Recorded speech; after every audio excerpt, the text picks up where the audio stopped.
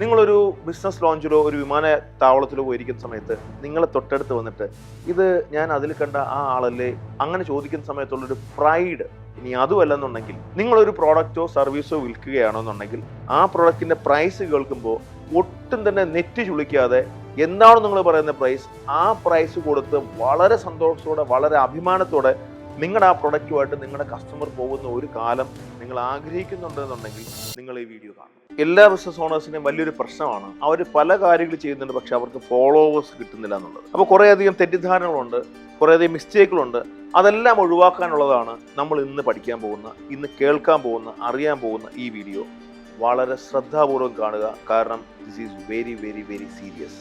ഇനി എന്തുകൊണ്ടാണ് നിങ്ങളെ ആൾക്കാർ ഫോളോ ചെയ്യാത്തത്? ഞാൻ മനസ്സിലാക്കിയ 6 മിസ്റ്റേക്സ് ആണ്, അല്ലെങ്കിൽ 6 റീസൺസ് ആണ് ഞാൻ നിങ്ങൾക്കിവിടെ പറഞ്ഞു തരാൻ പോകുന്നത്. ഇതെൻ്റെ എക്സ്പീരിയൻസിൽ നിന്നും ഞാൻ ഒരുപാട് ബിസിനസ് ഓണേഴ്സോട് സംസാരിച്ച് അവരുടെ അനുഭവത്തിൽ നിന്ന് മനസ്സിലാക്കിയ കാര്യങ്ങളാണ്. So this is real. ഒന്നാമത്തേത്, ഒരുപാട് ഫോളോവേഴ്സ് ഉണ്ടാവുക എന്ന് പറയുന്നത് ഒരു മിത്താണ്. ഒരു സിനിമയ്ക്ക് അല്ലെങ്കിൽ ഒരു സ്പോർട്സിന്, പൊളിറ്റിക്സിന് ഒരുപാട് ഫോളോവേഴ്സിനെ വേണം. കാരണം അവരുടെ യൂണിറ്റ് സൈസ് അത് കൗണ്ട് ചെയ്യുന്നത് ചെറിയ നമ്പേഴ്സിലാണ്.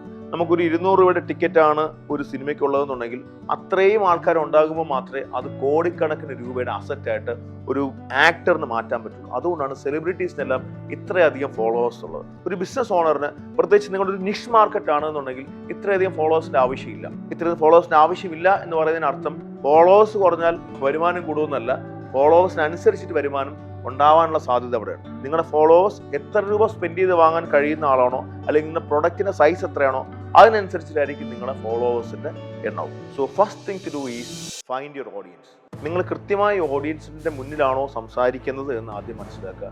അതറിയില്ല എന്നുണ്ടെങ്കിൽ നിങ്ങളുടെ ബയർ പേഴ്സൺ എന്താണ് ഡിഫൈൻ ചെയ്യുക, നിങ്ങളുടെ കസ്റ്റമർ അവതാർ എന്താണ് ഡിഫൈൻ ചെയ്യുക. അതിനുശേഷം അവരോട് മാത്രം സംസാരിക്കാനുള്ള, കമ്മ്യൂണിക്കേറ്റ് ചെയ്യാനുള്ള കാര്യങ്ങൾ തയ്യാറാക്കുക. എല്ലാ ആൾക്കാരെയും നമുക്ക് വേണ്ട.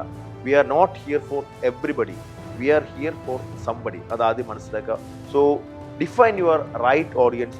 നിങ്ങളിപ്പോൾ നിങ്ങളുടെ കറക്റ്റ് ഓഡിയൻസിനോട് തന്നെയാണോ സംസാരിക്കുന്നത് അറിയുക, അതർവൈസ് അവരോട് മാത്രം സംസാരിക്കുക. രണ്ടാമത്തെ പ്രശ്നം, not able to find your story. നിങ്ങളൊരു പേഴ്സണൽ ബ്രാൻഡായിട്ട് മാറുമ്പോൾ, അല്ലെങ്കിൽ നിങ്ങളെ മറ്റുള്ള ആൾക്കാർ തിരിച്ചറിയുമ്പോൾ, നിങ്ങൾക്ക് അത്രയും മൂല്യം തരാൻ ആൾക്കാർ തയ്യാറാകുമ്പോൾ അവർ നിങ്ങളെ ട്രസ്റ്റ് ചെയ്യുന്നത്, നിങ്ങളെ സ്നേഹിക്കുന്നത് നിങ്ങളുടെ സ്റ്റോറീസ് കൊണ്ടാണ്. എല്ലാ ആൾക്കാർക്കും സ്റ്റോറീസ് ഉണ്ട്. The problem is that you don't know how to tell that story. അപ്പോൾ നമ്മുടെ ജീവിതത്തിൽ നിന്ന് ആ സ്റ്റോറീസ് നമ്മൾ കണ്ടെത്താൻ പറ്റണം. ആ സ്റ്റോറീസ് നമ്മുടെ ലൈഫിൽ നിന്ന് നമ്മുടെ ടീം മെമ്പേഴ്സിന് അല്ലെങ്കിൽ നമ്മുടെ ഓഡിയൻസിന് പറഞ്ഞു കൊടുക്കാനും കഴിയണം. This is one very important thing. എങ്ങനെയാണ് നിങ്ങൾക്കൊരു നല്ല സ്റ്റോറി കണ്ടെത്താൻ പറ്റുക? നമ്മുടെ പേഴ്സണൽ സ്റ്റോറിയിൽ നിന്ന്, നമ്മൾ അനുഭവിച്ച കാര്യങ്ങളിൽ നിന്ന് എന്ത് വാല്യൂ എൻ്റെ ഓഡിയൻസിന്, എൻ്റെ ടീം മെമ്പേഴ്സിന് കൊടുക്കാൻ കഴിയുമെന്ന ചിന്തയിൽ നിന്നാണ് നമുക്ക് യഥാർത്ഥ സ്റ്റോറി കണ്ടെത്താൻ പറ്റുന്നത്. അതിന് ഒരുപാട് വഴികളുണ്ട്. നേരത്തെ തന്നെ ഒരു വീഡിയോ 4 തരത്തിലുള്ള സ്റ്റോറിയെ കുറിച്ച് പറഞ്ഞിട്ടുണ്ട്. ആ വീഡിയോ നിങ്ങൾ കണ്ടിട്ടില്ല എന്നുണ്ടെങ്കിൽ ഒന്നുകൂടെ പോയിട്ട് ആ വീഡിയോ ഒന്ന് കണ്ടേക്കും. അടുത്ത ഒരു പ്രോബ്ലമാണ്, നമുക്ക് ഒരു ഇമോഷണൽ കണക്ഷൻ ബിൽഡ് ചെയ്യാൻ പറ്റുന്നില്ല എന്നുള്ളത്. നല്ല സ്റ്റോറി ഉണ്ടായിട്ടും കറക്റ്റ് ഓഡിയൻസിൽ ഡിഫൈൻ ചെയ്തിട്ടും നമുക്ക് അവരുമായിട്ട് ഒരു ഇമോഷണൽ കണക്ഷൻ ഉണ്ടാക്കാൻ കഴിയുന്നില്ല. അതിൻ്റെ റീസൺ നമുക്ക് സ്റ്റോറി അറിയാത്തതുകൊണ്ടല്ല, നമ്മൾ പറയുന്ന സ്റ്റോറിയുടെ വോയിസ് മോഡുലേഷനാണ്. നമ്മൾ സംസാരിക്കുന്ന സമയത്ത് നമ്മുടെ ടോൺ, നമ്മൾ ഉപയോഗിക്കുന്ന പോസ്, നമ്മൾ എവിടേക്കാണ് നിർത്തുന്നത്, ഏതൊക്കെ വാക്കുകൾക്കാണ് സ്ട്രെസ് കൊടുക്കുന്നത്, എങ്ങനെ വളരെ ഈണത്തിൽ വളരെ താളാത്മകമായിട്ട് നമ്മുടെ ആ കഥ പറഞ്ഞു പോകുന്നത് വളരെ ഇമ്പോർട്ടൻ്റ് ആണ്. നമ്മൾ പൊതുവേ ശ്രദ്ധിക്കാത്തൊരു ഏരിയയാണ് ഈ വോയിസ് മോഡുലേഷൻ. അതുകൊണ്ട് വളരെ ശ്രദ്ധാപൂർവം വോയിസ് മോഡുലേഷനിൽ വർക്ക് ചെയ്യുക. നമുക്ക് തന്നെ ഒരു കാര്യം അറിയാലോ, നമ്മുടെ പ്രിയപ്പെട്ട ദാസേട്ടൻ പാടിയ പാട്ടുകൾ ഒരുപാട് ആൾക്കാർ പാടുന്നുണ്ട്. പക്ഷേ ദാസേട്ടൻ പാടിയ ഫീൽ നമ്മൾ കിട്ടുന്നില്ലാത്തതിൻ്റെ റീസൺ അദ്ദേഹത്തിൻ്റെ വോയിസ് മോഡുലേഷനും ആ വോയിസിലുള്ള അദ്ദേഹത്തിൻ്റെ ക്ലാരിറ്റിയും കൺട്രോളുമാണ്. ഇത് സ്റ്റോറി ടെല്ലിങ്ങിനും വളരെ ഇമ്പോർട്ടൻ്റ് ആണ്. നിങ്ങളുടെ സ്റ്റോറി നിങ്ങൾക്ക് മാത്രം അവകാശപ്പെട്ടതാണ്. അത് അത്രയും യുണീക്കായിട്ട് മാറ്റുന്നത് നിങ്ങളുടെ ആ വോയിസ് മോഡുലേഷനാണ്. അടുത്ത പ്രശ്നമാണ് നിങ്ങളുടെ കൺസിസ്റ്റൻസി. പലരും ആദ്യം ഒരു കഥ എഴുതും, അല്ലെങ്കിൽ ആദ്യം സ്റ്റോറീസ് പറയും, ആദ്യം വീഡിയോസ് ചെയ്യും, കുറച്ച് നാൾ കഴിയുമ്പോൾ അങ്ങ് നിർത്തിക്കളയും. നിങ്ങൾക്ക് വേണ്ടത് ഒരു കിക്കാണ്. നമ്മൾക്ക് ഈ ഒരു ലഹരി എന്ന് പറയുമല്ലോ, നമുക്ക് ചിലർക്ക് സിനിമയാണ് ലഹരി, ചിലർക്ക് പലതും ലഹരി എന്ന് പറയുമല്ലോ. അതുപോലെ ഇവിടെ ആ കൺസിസ്റ്റൻസി ഒരു കിക്ക് നമുക്ക് കിട്ടണം. നമ്മളെ വീഡിയോ കണ്ടിട്ട് ആൾക്കാർ നമ്മളോട് നല്ലത് പറയുമ്പോൾ, നമ്മളെ വീഡിയോ ആൾക്കാർക്ക് ആർക്കെങ്കിലും ഒരു ട്രാൻസ്ഫോർമേഷൻ ഉണ്ടാകുന്ന സമയത്ത് നമുക്ക് ആ കിക്ക് കിട്ടണം. അതിന് നിങ്ങളൊരു 45 ദിവസമെങ്കിലും കൺസിസ്റ്റൻ്റ് ആയിട്ട് അത് ചെയ്യാൻ നോക്കണം. അതിന് നിങ്ങൾക്ക് ആരെങ്കിലും ഹെൽപ്പ് തേടാം, അല്ലെങ്കിൽ നിങ്ങൾ കഴിവുള്ള ആൾക്കാർ നമുക്ക് അതിന് വേണ്ടിയിട്ട് യൂസ് ചെയ്യാം. പക്ഷേ you have to do it consistently for at least 45 days. 45 ദിവസം ചെയ്യുന്ന സമയത്ത് നമ്മൾക്ക് തന്നെ ആ ഒരു കൺസിസ്റ്റൻ്റ് ആയിട്ട് ചെയ്യുന്ന സമയത്ത് ഒരു കിക്ക് കിട്ടും, ഒരു രസം കിട്ടും. ആ രസം കിട്ടി തുടങ്ങിയാൽ മാത്രമേ നമ്മളത് കൺസിസ്റ്റൻ്റ് ആയിട്ട് ചെയ്യുള്ളൂ. കൺസിസ്റ്റൻസിയുടെ കുറവാണ്. ഒരുപാട് ആൾക്കാർക്ക് നല്ല കഴിവുകളുണ്ടായിട്ടും, നല്ല സ്റ്റോറീസ് ഉണ്ടായിട്ടും, നല്ല പ്രൊഡക്റ്റ് ഉണ്ടായിട്ടും, നല്ല സർവീസ് ഉണ്ടായിട്ടും ഫോളോവേഴ്സിനെ കിട്ടാൻ അല്ലെങ്കിൽ ലീഡർഷിപ്പിലേക്ക് ഉയർന്നു വരാൻ, ഒരു പേഴ്സണൽ ബ്രാൻഡ് ആകാൻ കഴിയാത്തത്. ഇനിയുള്ളൊരു പ്രശ്നമാണ് ഇൻകൺസിസ്റ്റൻ്റ് ആയിട്ടുള്ള വിഷ്വൽ ബ്രാൻഡിങ്. നിങ്ങളെ ഒരു ബ്രാൻഡായിട്ട് ഒരാൾ കാണണം എന്നുണ്ടെങ്കിൽ നിങ്ങളുടെ രീതി, നിങ്ങളുടെ സ്റ്റൈൽ, നിങ്ങളുടെ യൂസ് ചെയ്യുന്ന കളർ കോമ്പിനേഷൻ, നമ്മൾ യൂസ് ചെയ്യുന്ന പ്രോഡക്ട്സ്, അല്ലെങ്കിൽ നമ്മൾ ഇരിക്കുന്ന സ്ഥലം, അതെല്ലാം വളരെ ഇമ്പോർട്ടൻ്റ് ആണ്. എന്നെ ഒരുപാട് ഒരു കളിയാക്കാറുണ്ട്, എന്തിനാണ് ഈ ചെങ്കട്ടയുടെ കളറുള്ള ബ്ലേസറൊക്കെ ഇട്ടുകൊണ്ടിരിക്കുന്നുള്ളത്. പക്ഷേ ഞാൻ പല വീഡിയോസ് വരുന്ന സമയത്തും സ്റ്റോറീസിലേക്ക് വരുന്ന സമയത്ത് നിങ്ങൾ തന്നെ ഈ ബ്ലേസർ ഇട്ട് കാണുന്നുണ്ടെന്നുണ്ടെങ്കിൽ വിഷ്വൽ ഐഡൻറ്റിറ്റിയുടെ ഒരു ഭാഗമാണത്.